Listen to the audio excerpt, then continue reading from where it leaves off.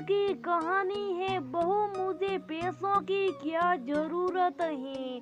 दोस्तों, कहानी शुरू करने से पहले अगर हमारे चैनल को सब्सक्राइब नहीं किया हो तो कर लीजिए ताकि आपके पास पहुंचे हर रोज नया वीडियो। मम्मी आप हमारे साथ बेंगलुरु चलो, पापा थे तो अलग बात है, अब अकेले यहाँ गाँव में कैसे रहेगी। बेटे अनिल ने कहा तो मैं असमझ में पड़ गई। हार्ट अटैक से हुई उनकी अचानक मौत से मैं अपने आप को लाख कोशिश के बाद भी संभाल नहीं पा रही थी। 12 दिन हो जाने से सभी मेहमान चले गए थे। बेटा अनिल और बहू अनीता दोनों इंजीनियर है। मेरी सहेलिया ने मुझसे कहा कि बेटे बहू के पास रहना नहीं जाना, क्योंकि कमाने वाली बहू को बुजुर्ग साथ बिल्कुल अच्छी नहीं लगेगी। उसकी आजादी में तुम्हारे जाने से खलल पड़ेगी। वो तुम्हें ताने मार मार कर तुम्हारा जीना हराम कर देगी। वैसे भी भाई साहब ने जीते जी पूरी संपत्ति बेटे के नाम कर दी थी। ऐसे में तो पूरी संभावना है कि बेटा बहू यहाँ का मकान बेचकर माल तो सब ले लेंगे और तुम्हें पाई पाई के लिए तरसा देंगे। लेकिन बेटे बहू के साथ जाना मेरी मजबूरी भी थी। 60 की उम्र में अपने घुटनों की दर्द के कारण मैं अपनी किराना दुकान चलाने में असमर्थ थी। 12 दिन के कार्यक्रम का पूरा खर्चा बेटे ने ये किया, लेकिन छोटी मोटी खर्च के लिए बेटे के आगे हाथ फैलाना मुझे ठीक नहीं लगा। और जो थोड़े बहुत पैसे हमने जमा कर रखे थे वे खर्च हो गए। अब हालत ये थे कि मेरे पास 100 रुपये भी नहीं थे।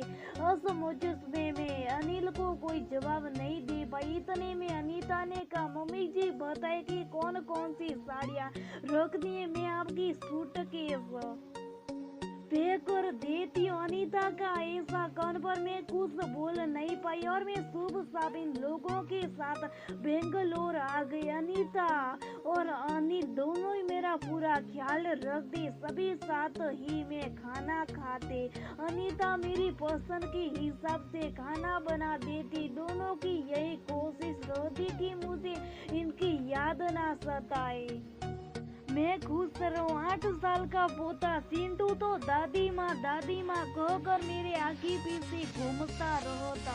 मैं कोई भी चीज के लिए बोलती तो वो चीज मुझे बराबर लाकर दे देते। ये सब देखकर मेरे मन को बहुत शांति मिल रही थी। मैं सोचने लगी कि लोग बेवजह आजकल के बच्चों को बदनाम करते हैं कि वे लोग बुजुर्ग माँ बाप की कदर नहीं करते, खास कर यंदी बहू कमाने वाली हो तो वो सास को नौकरानी समझने लगती है। अनीता भी तो कमाती है, लेकिन कितने अच्छे से घर और दफ्तर दोनों संभालती है। कभी कोई ताना नहीं मारती थी। वो तो मुझे लगता है कि वो ऑफिस से घर दोनों जगह का काम कर थक जाती होगी, इसलिए मैं थोड़ा बहुत काम कर लेती हूँ। लेकिन बेटा बहू दोनों ने कभी भी मुझे किसी काम के लिए नहीं कहा। 1 महीना कैसे बीत गया पता ही नहीं चला। आज सबने बाहर घूमने का कार्यक्रम बनाया।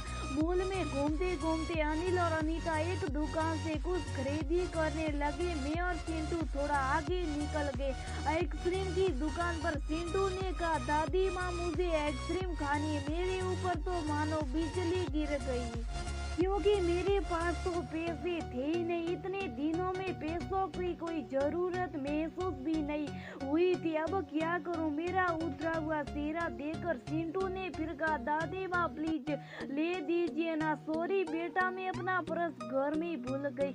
मेरे ऐसा कहने पर सिंटू ने मेरी तरफ कुछ अजीब नजरों से देखा। उसे लगा कि आइसक्रीम ना दिलाना पड़े, इसलिए मैं बहाना मार रही हूँ, लेकिन मैं कर भी क्या सकती थी। मुझे अपनी बेबसी पर रोना आने लगा।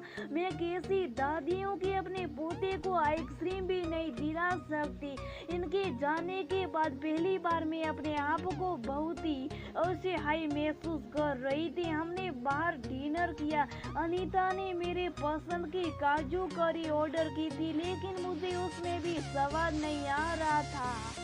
घर आने पर थोड़ी देर सभी ने टीवी देखी। अनिल सोने चला गया और अनीता सिंटू के कमरे में गई ताकि मच्छर की टीकियां लगाकर उसे ब्लैंकेट आदि देकर सुला दे। मैं भी अपने कमरे में सोने जाने लगी। इतने में मुझे सिंटू की आवाज सुना दी। मम्मी, दादी माँ बहुत ही कंजूस है, तू ऐसे कैसे बोल रहा है? हाँ मम्मी, आज मॉल में घूमते वक्त में दादी माँ को आइसक्रीम दिलाने का कहा तो उन्होंने कहा कि वे अपना पर्स घर में भूल आई है। कितना अच्छा है ना मम्मी कि बाहर जाओ तो पर्स ही साथ में ना ले आओ, कुछ खर्चा ही न होगा। कंजूस दादी माँ। ये क्या है सिंटू? दादी माँ के लिए ऐसा बोलने वक्त तुम्हें जरा भी विचार नहीं आया क्या? तुम उनके दुख को समझ सकते हैं कि वो फिलहाल कितने दुख में? दादी माँ को क्या दुख है बेटा? अभी तक दादी माँ और दादाजी गांव में एक साथ रहते थे। अब अचानक दादाजी हम सबको छोड़कर चले गए। जिस व्यक्ति से का साथ हम 24 घंटा रहते, साथ में उठते बैठते हैं, साथ में खाना खाते, अपना दुख सुख शेयर करते, वही व्यक्ति अचानक हमसे बहुत दूर चला जाता है तो कितना दुख होता है ये अभी तुम नहीं समझ सकते। सोचो, अचानक तुम्हारे मम्मी पापा तुमसे बहुत दूर चले जाए, इतनी दूर की कभी वापस न आए तो क्या तुम्हें दुख नहीं होगा? नहीं मम्मी, मैं आप लोगों के बिना नहीं रह सकता बेटा। फिर सोचो, दादी माँ दादाजी के बिना कैसे रह रही होगी? ऐसी स्थिति में यदि वो अपना पर्स घर में भूल गई तो तुमने उन्हें कंजूस तो कह दिया, तुम्हें तुम्हारे प्रति उनका प्यार नहीं दिखा। जब भी तुम्हें स्कूल से आने में 5-10 मिनट की भी देरी हो जाती है तो वो लगातार बालकनी में खड़े होकर तुम्हारा रास्ता देखती रहती है। उस दिन उनके घुटनों में बहुत दर्द होने के बावजूद तुम्हारे कहने पर उन्होंने तुम्हारी मनपसंद मीठी मटर मलाई बनाई थी।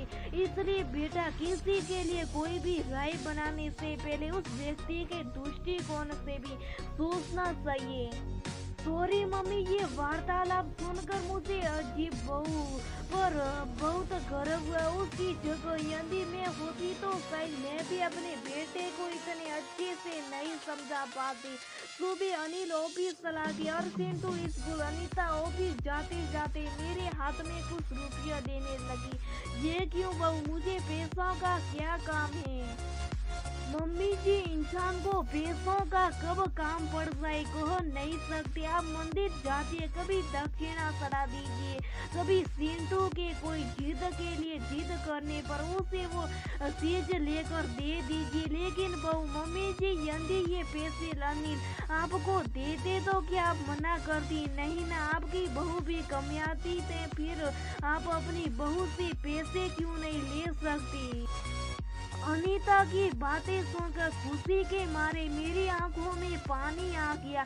जो बात मेरा बेटा भी समझ नहीं सका वो बात मेरी बहू ने समझ ली थी। मैं ईश्वर से प्रार्थना करने लगी कि मेरे जैसी बहू को सबको दे। लोग बेवजह कुछ कमाने वाली बहू के दुर्व्यवहार को देखकर सभी कमाने वाली बहुओं पर लासान लगाते कि वे तूनक मिजाज और घमंडी होती है। सास ससुर उनको बिल्कुल अच्छी नहीं लगती। आदि कुछ बहुएं अनीता जैसी समझदार सुलझे विचार वाली बड़ों का सम्मान करने वाली भी होती है। आज अनीता ने कमाने वाली बहू के बारे में मेरी आंखों पर पड़ा पर्दा हटा दिया था।